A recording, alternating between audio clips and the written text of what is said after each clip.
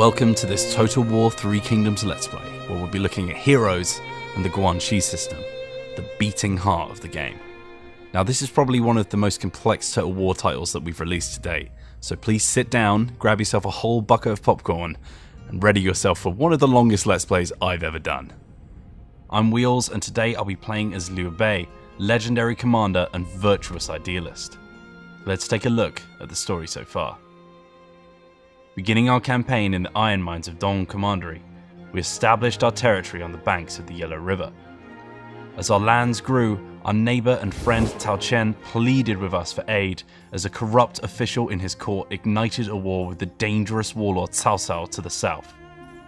We honourably pledged to join Tao Chen in his defence and stop Cao Cao in his tracks before innocents were harmed. But just as soon as it started, our friendship found its end when Tao Chen, pushed by the stress of the war, fell to the cruelty of old age. On his deathbed and moved by our noble actions, Tao Chen offered up his lands and court to us so that we could lead his people to glory with our factions joined in confederation. Liu Bei seeks to bring unity to the land, and his unique faction currency will increase as long as he keeps those who serve him happy with his rule. A number of things will increase this, but the main way to gain it is by keeping the members of your court satisfied. You can then spend unity to convince Han officials of your legitimacy and annex their holdings without bloodshed, but keeping an ample supply will provide its own boons. Liu Bei is a commander, one of the 5 different classes of hero in Three Kingdoms, each one bringing their own unique skills and abilities to both the campaign map and the battlefield. Commanders like Liu Bei are masters of a happy court and soldiery, using their authority to raise the satisfaction of their subordinates and keeping the morale of their soldiers high. Sentinels are artisan builders and are stout in battle, able to lock down choke points and enemy heroes, as well as inferring their defensive skills on their infantry. The Vanguard excels at shock battle tactics with rapid cavalry charges and can recruit units to an army with greater efficiency, saving vital funds. Your champion will be able to outduel any opponent with supreme melee ability and vitality. As a leader of the people, they bring bountiful growth to the peasantry.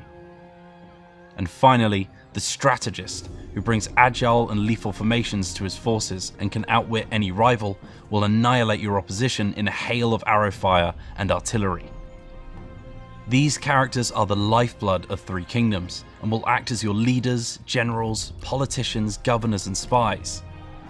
Looking to our current campaign, we must first complete our siege of Longye, to complete our current mission and establish a new power base for the birth of our empire. Our advisors predict defeat against the city walls. They do not know the strength of our unity.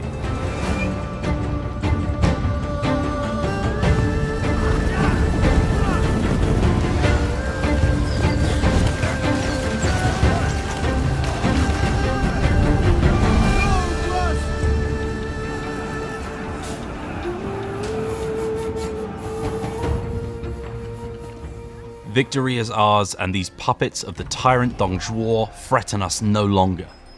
With that, our mission is successful, and we can now look to strengthen our position further. After that well-fought battle, Liu Bei and his timeless ally Zhang Fei have gained a new rank.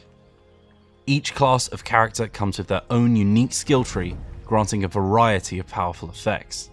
Depending on the type of person they are, different characters of the same class can start in different areas of the skill tree.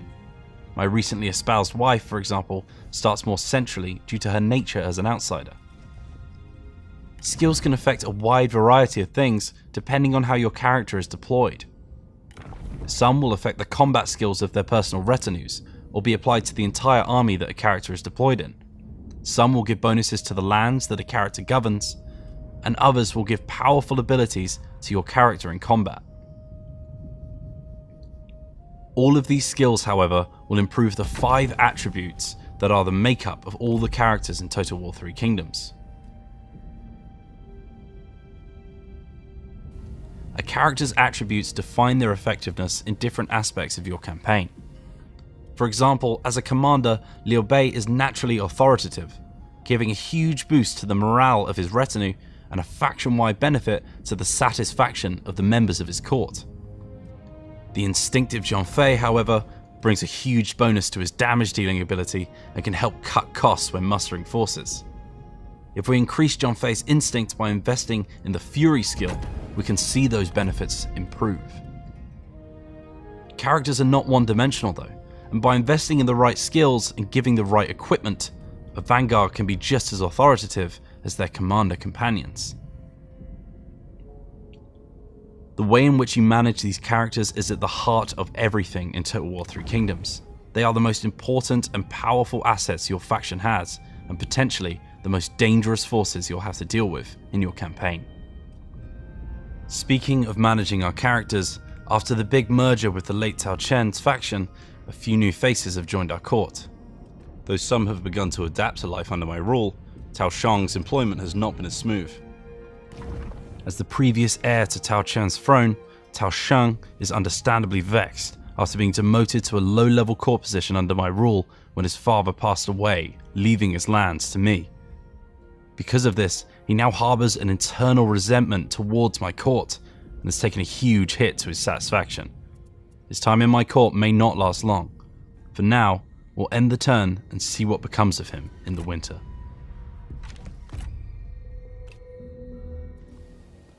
It's a bitter winter in ancient China, and Cao Cao's borders grow closer to ours as he takes more of Chen Commandery. At home, our suspicions were realised as Tao Shang has officially departed our court in search of more gainful employment. Characters in Three Kingdoms do not cease to exist when they leave a faction. If the court in which they were employed was not satisfactory to them, or if their faction ceases to exist, they will wander the lands searching for a new master. Tao Shang left because his satisfaction hit 0. A character's satisfaction rating shows their overall opinion of you as a ruler and the position they have under your employ. Things like having close friends with them in court or on military campaigns, a big fancy title with matching salary, or being gifted with lots of fancy trinkets will increase it. Equally, being employed in a faction where you're never given anything to do, you work with people you hate, and you receive no recognition for your rank will leave you understandably annoyed. The most important aspect of keeping people happy is properly utilising their talents. With the siege of Lanier completed, we have reached the auspicious rank of Second Marquis, which has unlocked the ability to assign our characters into ministerial positions. Let's open up the court screen and take a look. From the court screen, we can see all the available positions in our fledgling empire, with further positions being unlocked as our faction rank grows.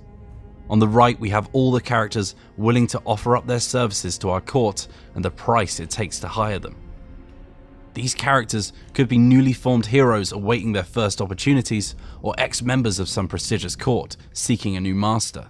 Equally, they could be enemy spies attempting to infiltrate our halls. At the bottom, we have all the nobles that currently fly our banners, including my sworn brothers, my wife, and the new nobles that join me in the Confederation. More importantly, right in the middle of the screen is the hierarchy of power in our faction, with the legendary Liu Bei himself right at the top as the faction leader. Either side of him are the highest stations that characters in your faction can achieve: the heir to your throne and the Prime Minister. These roles will define the DNA of your faction, as any bonuses that your characters would bestow on your entire court if they were the leader of the faction will also take effect when given the role of heir or Prime Minister. By opening up our family tree, we can see that I currently have no son or daughter to take my place should I perish in battle. I could adopt one of my court nobles into my family and name them the heir to my holdings, but the costs of the paperwork are a bit out of my reach at the moment. My wife, however, is already eligible, and as a commander, her authority is quite high in comparison to the other candidates, making her a natural fit with the faction-wide satisfaction bonus it brings.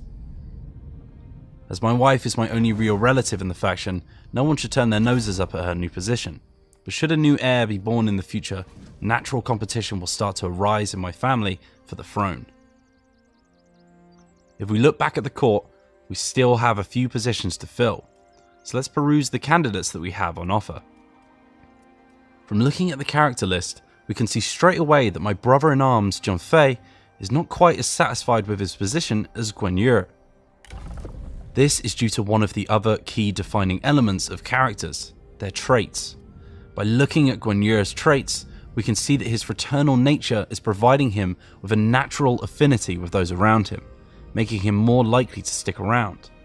Not only that, but as a man of honor, he refuses to let his ambitions get away from him, which is why even though my two sworn brothers share the same rank, Zhongfei's desire for a higher rank in court is providing more dissatisfaction than Guanyu's.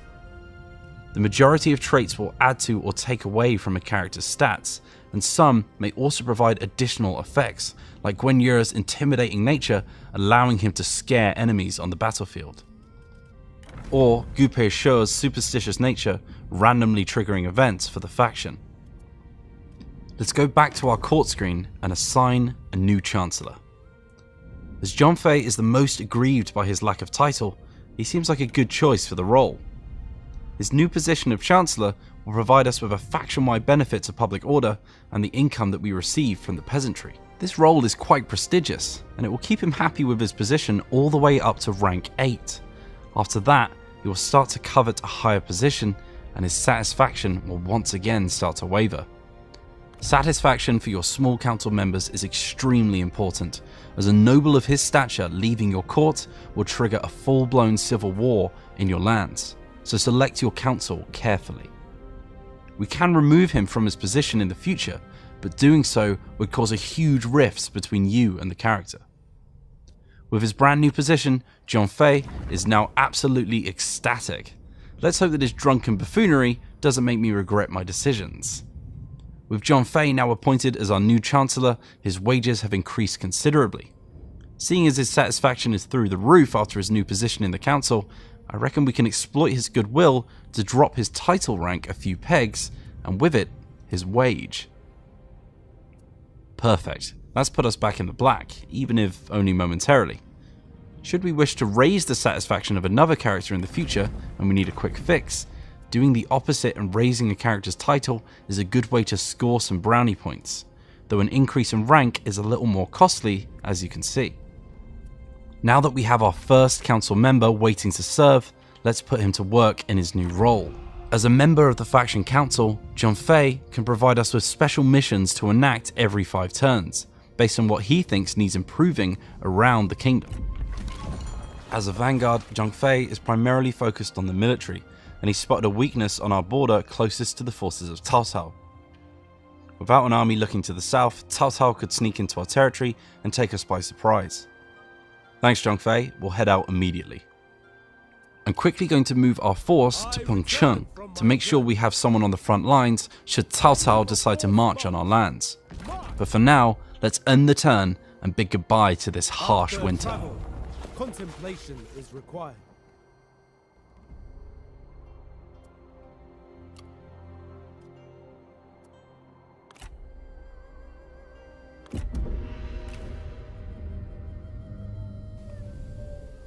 Spring brings colour back to our lands, and news on the wind that plans are in motion to turn the tyrant's adopted son against him.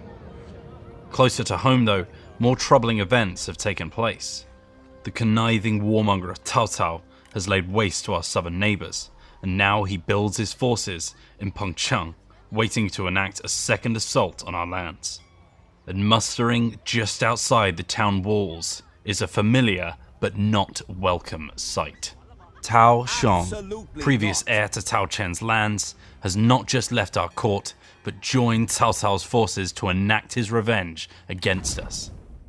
Here he lays, assembling his forces, waiting for a chance to strike. If we let them continue to build their armies, we'll soon be overwhelmed. We need to make plans to stop them in their tracks, and fast. Before that though, let's make sure the situation at home is stable. Over the passing of the seasons, a new follower joined our court. A scholar that can improve the rate at which our heroes learn new skills. This follower is one of the many different ancillary items that you'll be able to equip your heroes with during your campaigns. Broken down into their battle equipment, their trusty steed, their trusted companions, and the trinkets they hold. The weapons your character hold, for example, will change their fighting style in battle. Equipping dual Jian will increase their damage output, but reduce the effectiveness of dodging blows that comes with having a spare hand free. As a commander, Liu Bei can only equip the items that match his class, and as such, the mighty halberd and spear that his brothers bring into the fray are unavailable to him. All ancillaries come in different levels of quality, ranging from common all the way up to the unique and powerful items known throughout the land. The scholar that has just joined us only applies his effect when equipped on a faction leader, heir, or prime minister, so let's add him to Liu Bei's roster and start improving our generals and governors. We have another follower here, the Law Enforcer, who would be perfect for improving public order in our lands, but Liu Bei only has room for one follower, so we'll have to turn to my wife and recently anointed heir to oversee him. Seems the Law Enforcer is part of the martial law set. Ancillaries in Three Kingdoms can be combined with other complementary items to give further benefits to those who equip the whole set. Unfortunately, we don't have this particular text, so we'll have to keep an eye out for it as we continue our campaign. Whilst we're giving out the treasures of our faction, we should look towards our upcoming battle with Cao Cao and start equipping our generals to give us as much of an advantage as we can take. This stone axe accessory seems a perfect fit for Zhong Fei. With its increase in instinct, it will also increase the damage output of our front lines. For Liu Bei, this text on the methods of the Sima will increase his cunning, which will give his unique E-archers some additional ammunition, as well as also increasing the army's military supplies each turn, which will allow us to survive a lengthier campaign. One of the followers that we didn't assign was this Diviner. His foretelling of victory should improve the morale of our soldiers, but we can only benefit from his effects if the character he is equipped to is leading their army. At the moment, Liu Bei is currently the commander of his force, denoted by his leftmost position in the unit bar at the bottom here. As he's already using his follower slot, we can reassign one of our sub-commanders to the head of the army. To see who would be a better fit, we can open up the effects panel for a catch-all list of every single effect this character gives and when. Guan Yu here would be great at stopping attrition and allowing us to replenish when the battle is over, but Zhong Fei's ability to break enemy morale seems a better fit. Let's equip him with the Diviner, and then we'll appoint him as the commander of the army. Also, as a cavalry specialist, this shabby red horse seems a pretty abysmal mount for the new leader of my army. Let's equip him with this beautiful thoroughbred, which will improve his combat efficiency tenfold. Now that we're more than adequately equipped for battle, we should assess the chemistry of our generals themselves. With a good mix of heroes in your army, you might think yourself ready for any battle, but should those heroes find each other insufferable, the clash between them could cause rivalries and leave your general's satisfactions wanting. Every character in Total War 3 Kingdoms has a core set of philosophies that they live their lives by, defined by their experiences and traits. Zhong Fei is passionate about those he considers friends and lets his intimidating presence and impulsive nature guide him. When placed in court or an army with characters that share complementary traits, relationships can form between the two characters. Zhong Fei and his sworn brothers have very sturdy relationships backed up by a long history of positive events and coinciding opinions, and as such have reached the oath-sworn level of relationship. These characters will gladly put their lives on the line to defend each other, and if they were to witness one another fall in battle, they would be thrown into a murderous rampage. As Zhong Fei shares court with those he calls friend, his satisfaction naturally increases as well. Though you may start with only a few relations, as you progress through the game you will encounter more and more other characters who you will either break bread with or curse their name. After joining Tao Chen in war against him, Cao Cao's relationship with Liu Bei has certainly diminished. These relationships will affect almost all of the systems in Three Kingdoms, from the way in which factions treat each other, where courtless characters will offer their services to, and even in the way that these characters will talk to each other in battle. When checking the compatibility of characters, hovering over this icon on your character list will give you a quick red/green icon to denote whether your time spent together will improve or decrease relationships. We're almost finished preparing our army, but first we have a couple of slots left in Guan Yu's retinue for some new units. When selecting new units for a character's roster, it's good to select units that are complementary to their skill set. As a champion, Guan Yu is well suited to leading spear and halberd infantry, like these medium and heavy spear guard. Some units available to characters will be unique to your factions, like these E-archers, whilst others will only be available to your class, like the aforementioned spear guard or these awesome hybrid Azure Dragons that we'll be able to recruit once we hit rank 8. I'm going to recruit some of these heavy spear guard to bolster our numbers a bit. Doing so will add a half strength unit to Gwen Yura's retinue, which will take time to muster to full strength.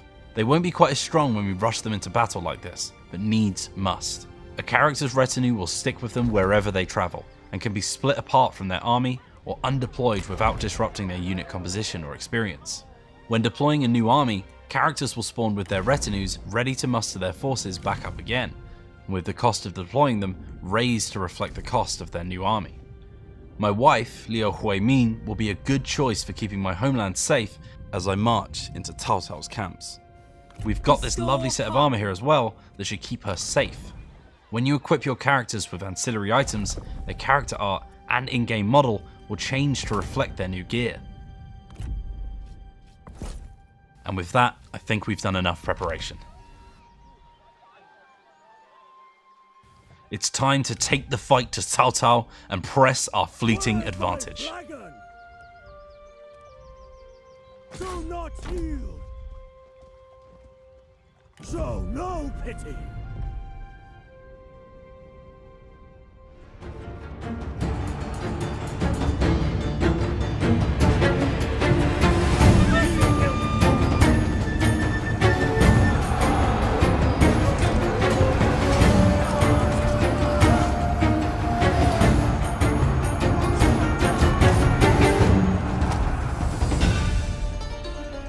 Our siege was costly, but we have emerged victorious. And although that coward Cao Cao has escaped our clutches, his 3 sub-commanders lay defeated and held at spear point.